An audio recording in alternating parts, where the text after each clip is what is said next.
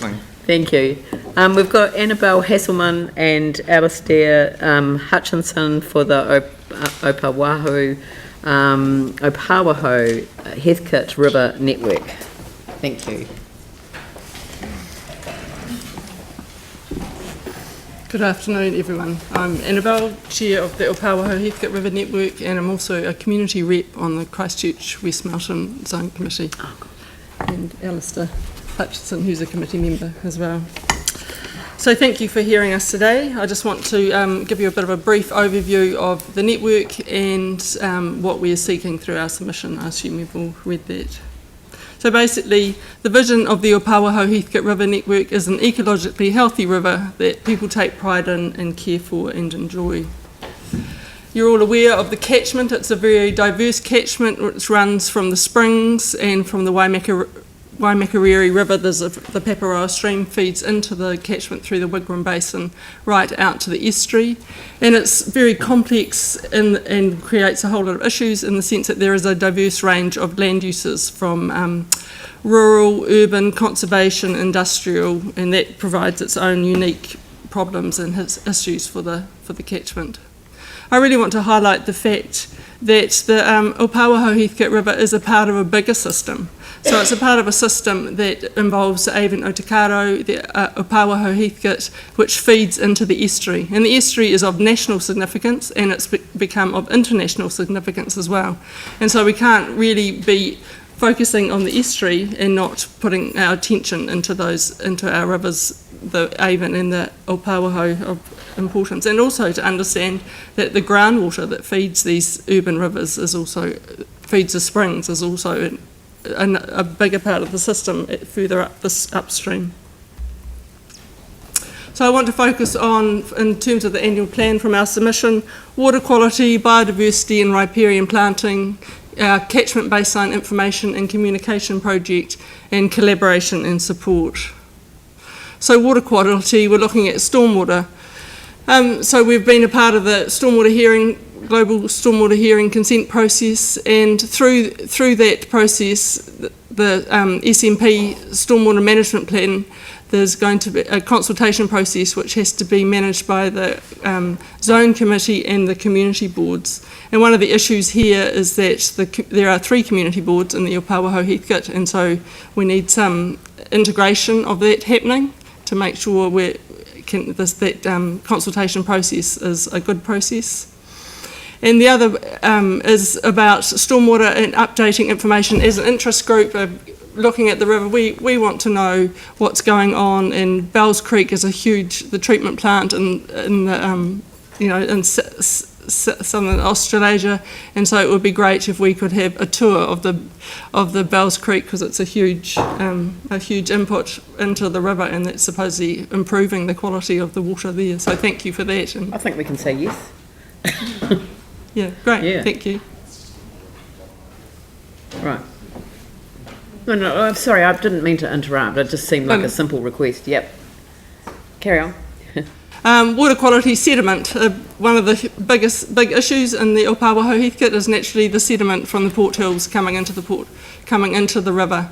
And from the global stormwater consent and the Ōpāwaho Heathcote stormwater management plan, this overland flow of sediment actually falls outside those 2 processes. So there is actually no official process to manage that, and so we want a collaboration between ECAN and the City Council to ensure that there is a program to look at managing that and revegetating the port hills to reduce this sediment load.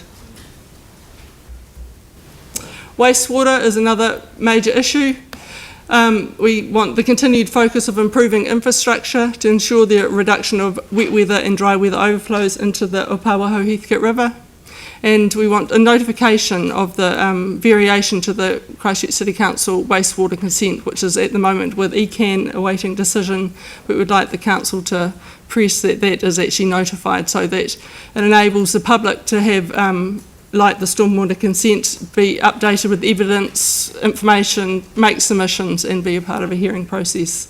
Basically these are our community rivers, and wastewater is one of the major issues that affects the quality of our river. Biodiversity and riparian planting. Basically, we're pushing for an ecological corridor from the estuary to the Port Hills up the spine of the river. Climate change will mean there's an increased threat of weeds, and I understand there's just been a report put to the staff at the City Council regarding the weed problem in the Ōpāwaho Heathcote River area and how the dredging is actually increasing that problem because it's spreading the seed source and also providing an environment for those seeds to germinate. Looking at understanding that the catchment-wide biodiversity database, there's not a good database at the moment, so seeking to have that information provided. An eco-sourcing policy for any planting within the catchment and with ECAN and the City Council.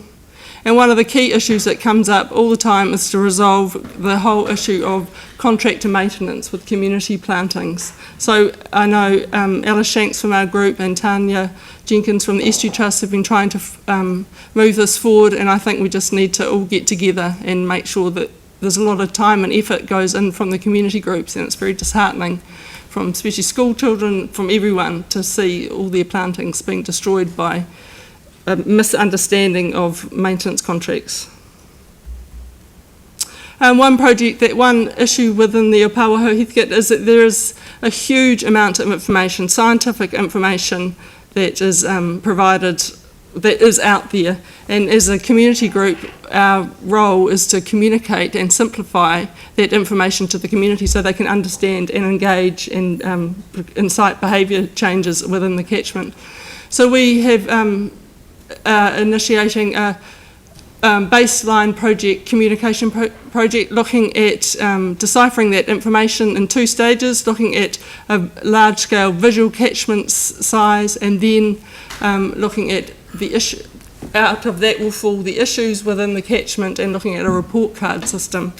And we have some examples here of a similar project that EOS Ecology has done a lot of this work, and this is in the L2 River catchment, so the idea that this is a catchment, looking at the whole catchment, and then visually depicting that, simplifying that information that people can engage with that really simply. And then this is like the stage 2 of an issues card, just again visually deciphering all that information and visually providing it for the public to understand. So to date we have scoped this project. We got initial funding from RATA of $3,000 for this project. And we've had an initial scoping meeting with EOS Ecology and gained an estimate for stage 1 of this project, which is the catchment scale map. And we need a further funding of approximately $4,000 to complete stage 1 of this project.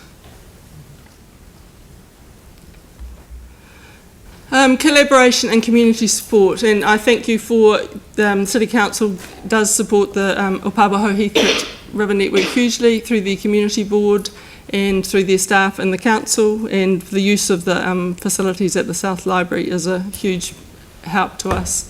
But one of the key things I want to focus on is this whole idea of collaboration. It's collaboration between the agencies and organisations such as ourselves, but it's also collaboration within your organisation of the City Council between the different specialities.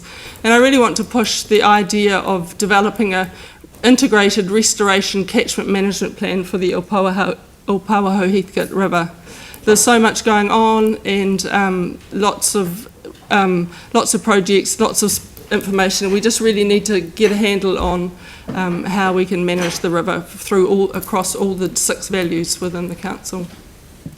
One key part of collaboration and community support is to actually involving the network in the planning process, from planning to implementation.